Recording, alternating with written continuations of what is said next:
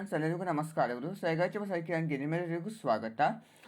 ನಮಗೆ ಈ ಸಲ ಮನ್ಯತ್ತಿನ ಅಮಾವಾಸ್ಯೆಯು ಪ್ರಾರಂಭವಾಗುವಂಥದ್ದು 24ನೇ ತಾರೀಕು ಮಂಗಳವಾರ ಸಂಜೆ 7 ಗಂಟೆಗೆ ಪ್ರಾರಂಭವಾದರೆ 25ನೇ ತಾರೀಕು ಬುಧವಾರ ಸಂಜೆ 4 ಗಂಟೆ 2 ನಿಮಿಷಕ್ಕೆ ಅದು ಮುಕ್ತಾಯಗೊಳ್ಳುತ್ತದೆ. ನಾವು ಸೂರ್ಯೋದಯದ ತಿಥಿ ಗಣನೆಯನ್ನು ತೆಗೆದುಕೊಂಡು 25ನೇ ತಾರೀಕು ಬುಧವಾರ ಅದನ್ನು ಆಚರಣೆ ಮಾಡ್ತೇವೆ. ನಾವು ಮನ್ಯತ್ತಿನ ಅಮಾವಾಸ್ಯೆಗೆ ನಾವು ಜ್ಯೇಷ್ಠ ಅಮಾವಾಸ್ಯೆ ಅಂತ ಸಹ ಕರೆಯುತ್ತೇವೆ. ತುಂಬ ವಿಶೇಷವಾಗಿ ಇದನ್ನು ನಾವು ಆಚರಣೆ ಮಾಡ್ತೇವೆ. ಹಾಗೆ ಆಷಾಢ ಅಮಾವಾಸ್ಯೆ ಅಂತ ಸಹ ಅದಕ್ಕೆ ಕರೀತಾರೆ. ಇದರ ಪೂಜಾ ವಿಧಾನ ನೋಡೋಣಂತೆ. ನೀವು ನೋಡ್ತಾ ಇರ್ಬೋದು, ಒಂದು ಮನೆ ಮೇಲೆ ರಂಗೋಲಿಯನ್ನು ಹಾಕಿಕೊಂಡಿದ್ದೇನೆ, ಲಕ್ಷ್ಮೀ ಫೋಟೋವನ್ನು ಇಟ್ಟಿದ್ದೇನೆ.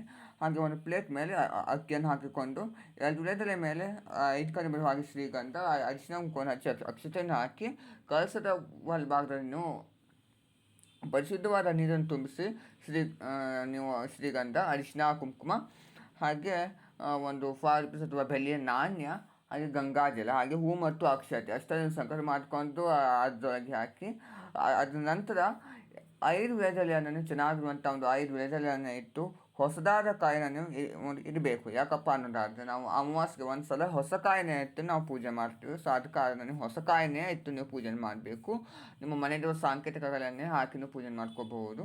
ಹಾಗೆ ಇದರಲ್ಲಿ ಗೆಜ್ಜೆ ವಸ್ತುವನ್ನು ಸಹ ಹಾಕಿಕೊಂಡಿದ್ದೇನೆ. ಹಾಗೆ ಅರಿಶಿನ ಕೊಂಬೆ ಮಾಡುವಂಥ ಮಾಂಗಲ್ಯ ಅಷ್ಟನ್ನು ಹಾಕಿ ನಿಮ್ಮ ಮನೆಯಲ್ಲಿ ಮುಖಪದ್ಮ ಇಡುವಂಥ ಒಂದು ಪದ್ಧತಿ ಇದ್ದರೆ ಅದನ್ನು ಸಹ ಇಟ್ಟು ನೀವು ಪೂಜೆ ಮಾಡ್ಕೋಬಹುದು. ಹಾಗೆ ಹೂಗಳಿಂದ ಅಲಂಕಾರ ಮಾಡಿಕೊಂಡಿದ್ದೇನೆ. ಹಾಗೆ ದೀಪವನ್ನು ಸಹ ಹಚ್ಚಿಟ್ಟಿದ್ದೇನೆ.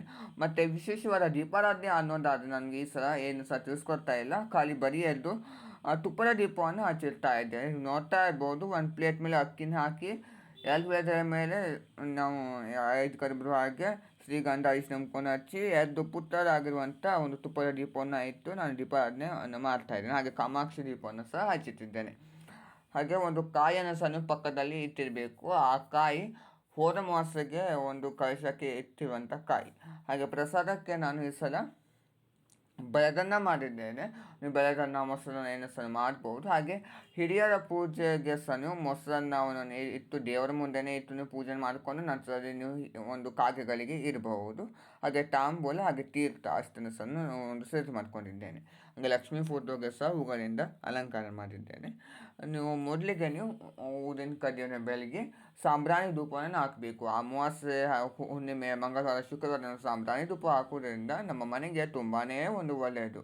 ನೀವು ಸಾಂಬ್ರಾಣಿ ಧೂಪವನ್ನು ಹಾಕಿ ದೇವರ ಮನೆಗೆ ಹಾಗೆ ನಿಮ್ಮ ದೇವರಿಗೆ ತೋರಿಸಿ ನಂತರ ಪೂರ್ತಿ ಮನೆಗೆ ಅದನ್ನು ನೀವು ತೋರಿಸ್ಬೇಕು.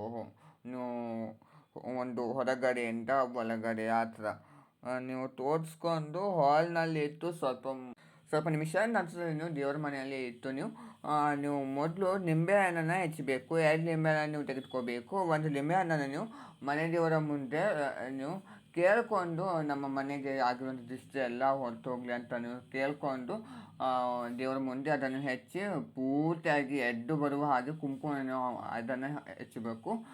ಅದು ಕುಂಕುಮ ಹಚ್ಚಿದ ನಂತರ ಎಡಗಡೆ ಇರುವಂಥ ಒಂದು ಹೋಳು ಬಲಗಡೆ ಇರಬೇಕು. ಹಾಗೆ ಬಲಗಡೆ ಇರುವಂಥ ಹೋಳು ಒಂದು ಎಡಗಡೆಗೆ ಇರಬೇಕು. ಹಾಗೆ ಸ್ವಲ್ಪ ಮಟ್ಟಿಗೆ ನೀವು ಅರಿಶಿನವನ್ನು ಸಹ ಹಚ್ಚಬೇಕು ಮಧ್ಯಭಾಗದಲ್ಲಿ.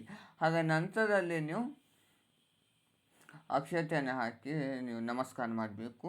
ಹಾಗೆ ಮತ್ತೊಂದು ನಿಂಬೆಹಣ್ಣನ್ನು ನೀವು ನಿಮ್ಮ ಸಿಂಹದ್ವಾರಕ್ಕೆ ಅಲ್ಲಿ ನೀವು ನಿವಾಳಿಸಿ 7 ಸಲ ನಿವಾಳಿಸಿ ಸ್ವಸ್ತಿ ಚಿಹ್ನೆ ಹಾಕಿರುವ ಕಡೆ ಮಧ್ಯಭಾಗದಲ್ಲಿ ಅದನ್ನು ನಾವು ಇಟ್ಟು ಹೆಚ್ಚಿ ಅದನ್ನು ಸಹ ನಾವು ದೇವರ ಮುಂದೆ ಹೇಗೆ ಮಾಡಿರ್ತೀವೋ ಅದೇ ರೀತಿಯೇ ಅದನ್ನು ಮಾಡಿ ಇಡಬೇಕು. ಹಾಗೆ ನಂತರ ನೀವು ದೇವ್ರ ಕೊನೆಯಲ್ಲಿ ಬಂದ್ಕೊಂಡು ನೀವು ಪೂಜೆ ಎಲ್ಲ ಮಾಡ್ಕೋಬಹುದು. ತುಪ್ಪದಾರ್ತಿಯನ್ನು ಕಾಯನ್ನು ಹೊಡೆದು ತುಪ್ಪದಾರ್ತಿಯನ್ನು ನೀವು ಮಾಡ್ಕೋಬಹುದು. ಹಾಗೆ ಅಕ್ಷತೆಯನ್ನು ಹಾಕಿ ತೀರ್ಥವನ್ನು ಪ್ರೋಕ್ಷಣೆ ಮಾಡಿ ಆ ಪೂಜೆನ ಸಮಾಪ್ತಿ ಮಾಡಬೇಕಾಗಿರುತ್ತದೆ. ಇಷ್ಟು ನೀವು ಪೂಜೆನ ಮಾಡಬೇಕಾಗಿರುವಂಥದ್ದು. ಇದು ನಾವು ಬುಧವಾರ ಆಚರಣೆ ಮಾಡ್ತೇವೆ. ನೀವು ಪೂಜೆಯಲ್ಲಿ ಆಗಿದ ನಂತರ ಅವಲಕ್ಕಿ ಬೆಲ್ಲವನ್ನು ನೀವು ಹಸುವಿಗೆ ಕೊಡುವಂಥದ್ದು ತುಂಬ ಒಳ್ಳೆಯದು. ಹಾಗೆ ಈ ಅಮಾವಾಸ್ಯೆ ಪೂಜೆ ಮಾಡುವಾಗ ನೀವು ಕಲಸದ ಒಂದು ಮುಂಭಾಗದಲ್ಲಿ ನಿಮ್ಮ ಮನೆಯ ವಿಗ್ರಹ ಹಾಗೆ ಗಣೇಶನ ವಿಗ್ರಹ ಹಾಗೆ ಹಸು ಕರು ವಿಗ್ರಹ ಇದ್ದರೆ ಅದನ್ನು ಇಟ್ಬಹುದು.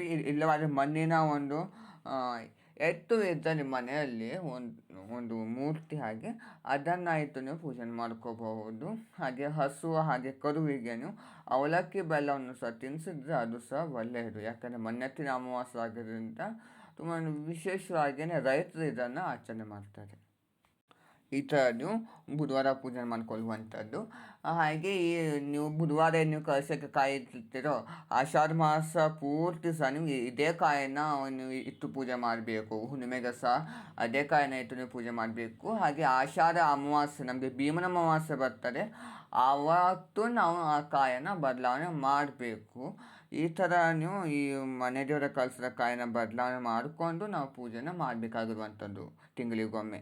ನೋಡೋದು ಫ್ರೆಂಡ್ಸ್, ಇವತ್ತಿನ ಈ ಒಂದು ವಿಡಿಯೋದಲ್ಲಿ ನಾನು ನಿಮಗೆ ಮಣ್ಣೆತ್ತಿನ ಅಮಾವಾಸ್ಯೆ ಯಾವಾಗ ಸಂಪೂರ್ಣವಾದ ಒಂದು ಪೂಜೆ ಆಗುತ್ತೆ, ಹಾಗೆ ಕಲಸದಕಾಯಿ ಒಂದು ಬದಲಾವಣೆ ಹೇಗೆ ಅನ್ನೋದ್ರ ಬಗ್ಗೆ ಸಹ ತಿಳಿಸ್ಕೊಟ್ಟಿದ್ದೇನೆ. ಎಲ್ಲರಿಗೂ ಇಷ್ಟವಾಗಿದೆ ಅಂತ ನಾನು ಭಾವಿಸಿದ್ದೇನೆ. ಇಷ್ಟವಾದಲ್ಲಿ ಲೈಕ್ ಮಾಡಿ, ಶೇರ್ ಮಾಡಿ, ಕಮೆಂಟ್ ಮಾಡಿ, ಹಾಗೆ ಸಬ್ಸ್ಕ್ರೈಬ್ ಮಾಡ್ಕೊಳ್ಳಿ ಫ್ರೆಂಡ್ಸ್. Thank you.